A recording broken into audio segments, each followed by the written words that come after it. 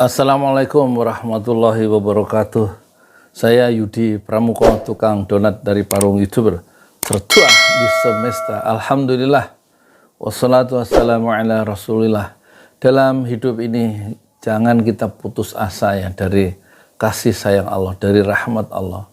Kalau Saifuddin Ibrahim itu merasa dia sudah terlalu jauh setelah menjadi seorang ustadz dan murtad dan sekarang mau kembali ke Islam, itu satu kemungkinan yang selalu terbuka. Dengan izin Allah, kalau Allah berkenan, sepanjang ada niat-niat baik untuk taubat dan memperbaiki diri, maka Allah selalu menerima taubat hambanya. Sandal jepit, oh saya sudah pakai sepatu bagus, ya ngaco. Jadi kalau saya masuk Islam lagi tidak akan diterima. Jadi saya tetap tidak mau masuk Islam lagi. Karena saya harus berlaku seperti itu, pakai kupluk, celana cingkrang, sandal jepit. Oh saya sudah pakai sepatu bagus, ya ngaco. Jadi kalau masih pakai sepatu bagus, nggak ada halangan untuk masuk kembali ke Islam ya. Kan nggak harus pakai celana cingkrang, nggak harus pakai peci, gitu. Jadi logika-logika yang dibangun oleh Saifuddin Ibrahim yang dulu awalnya itu ustadz, menjadi dewan guru yang sangat penting di pesantren Al-Zaitun, itu perjalanan hidup yang up and down itu biasa, kadang menaik, menurun, melereng, hampir jatuh dalam kehidupan, terus ada yang jatuh dan hancur lebur, kemudian bangkit kembali, terus dia meneruskan perjalanannya lagi, terpleset dan hancur lebur, dan bangkit kembali. Alangkah indahnya kalau Ibrahim Saifuddin itu terus ya mencari, meneruskan perjalanannya untuk kembali kepada Islam. Jangan putus asa dari rahmat Allah. Allah selalu membentangkan ampunannya untuk siapa saja. Rasulullah pernah bercerita di depan para sahabatnya, ada seorang anak muda yang sudah membunuh 99 orang.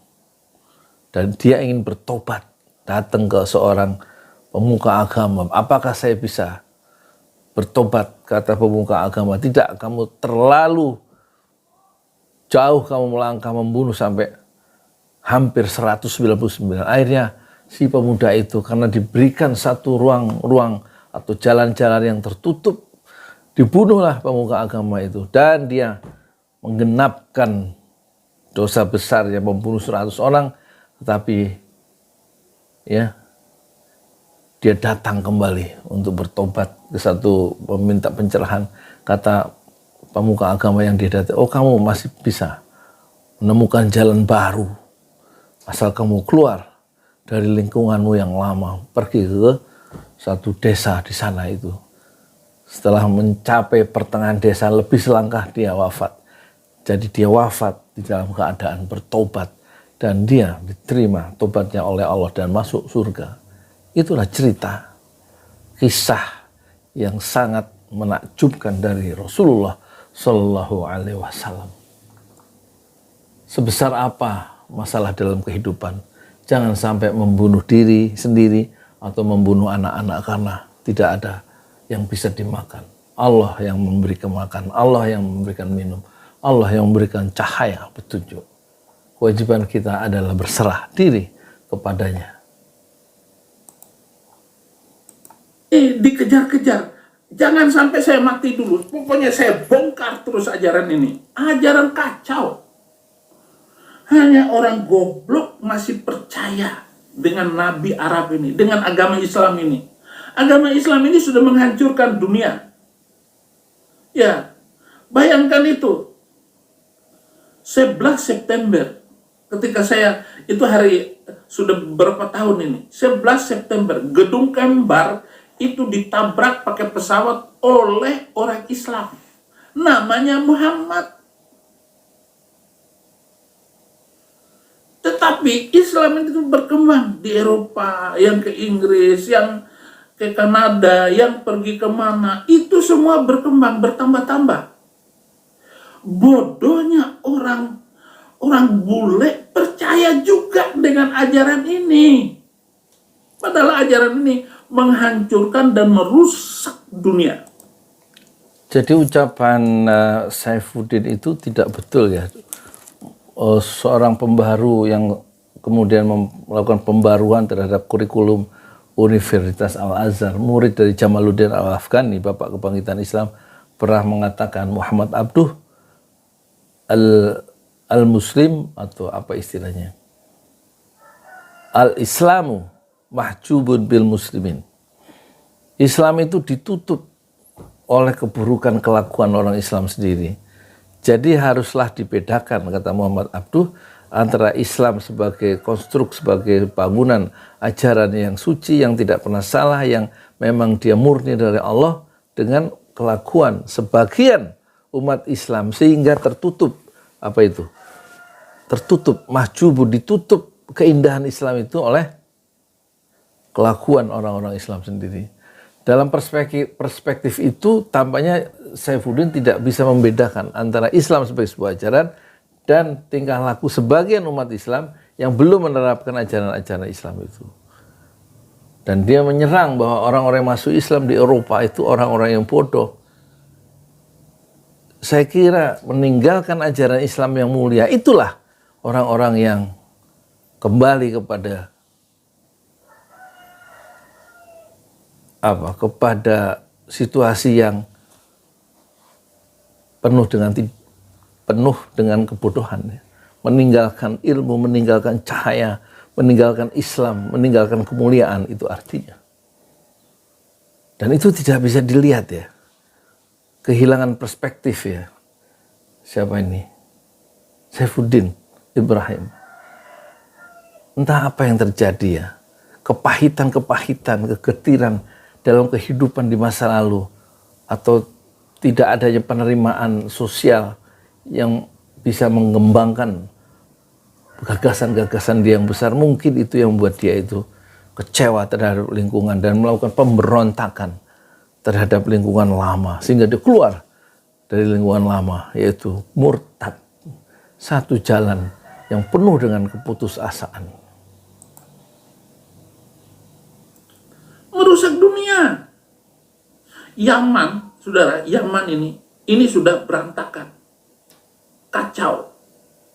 2.000 pengungsinya ada di Indonesia. Yaman ini. Belum Syria, ke Eropa, ke Australia, ke Amerika. Bahkan di Washington ini. Pakai ini semua, pakai jilbab. Di sini nggak boleh pakai cadar. Nggak boleh pakai cadar. Muslimah. Jadi tampaknya Saifuddin Suri kehilangan atmosfer intelektual yang cukup, ya. Tidak ada teman bercakap-cakap secara intelektual, apalagi setelah dia itu pergi ke Amerika untuk menyelamatkan diri karena dia mendapat ancaman sebagai penista agama di Indonesia. Sebagaimana Paul Zong itu yang lari ke Jerman. Dan kemudian karena tidak ada lingkungan atmosfer yang bisa memahami pikiran-pikiran dia, termasuk di Amerika, itu kemudian dia bicara monolitik, hanya satu pandangan, dan dia kehilangan perspektif. Bahwa ada perspektif lain dalam memandang kehidupan. Dan tampaknya perspektif itulah yang coba digali atau dihidupkan kembali oleh anaknya Saddam, yang selalu telepon kepada ayahnya supaya kembali ke Islam. Masih ada waktu, Abi, katanya. Abi itu panggilan anak itu ke ayahnya. Memang dia dalam tradisi pesantren di Al-Zaitun memanggil ayahnya dengan Abi. Saddam sendiri dan kedua saudaranya adalah Muslim. Tapi mengapa ayahnya yang seorang ustadz itu bisa murtad? Itulah bagian dari misteri kehidupan. Dan ingatlah, ya, kita teringat dengan salah satu ayat Al-Quran, wala tamutunna illa wa antum muslimun. Janganlah kamu mati kecuali dalam keadaan berserah diri kepada Allah. Jangan kamu mati kecuali tetap di dalam agama Islam. Wala tamutunna illa wa antum muslimun. Kalau kamu tidak di ujung senjanya justru memilih yang bukan Islam, maka terlalu banyak ya ucapan-ucapan yang kontraproduktif sebagaimana ditunjukkan oleh Saifuddin Ibrahim. Dan justru dia menyalahkan seluruh dunia kecuali hanya dirinya sendiri yang benar, karena dia dikelilingi oleh korin, oleh teman yang setia, yaitu setan. Assalamualaikum warahmatullahi wabarakatuh. Ramai saudara-saudara kemana-mana. Negara bagian mana saja saya akan ketemu dengan mereka yang pakai cadar.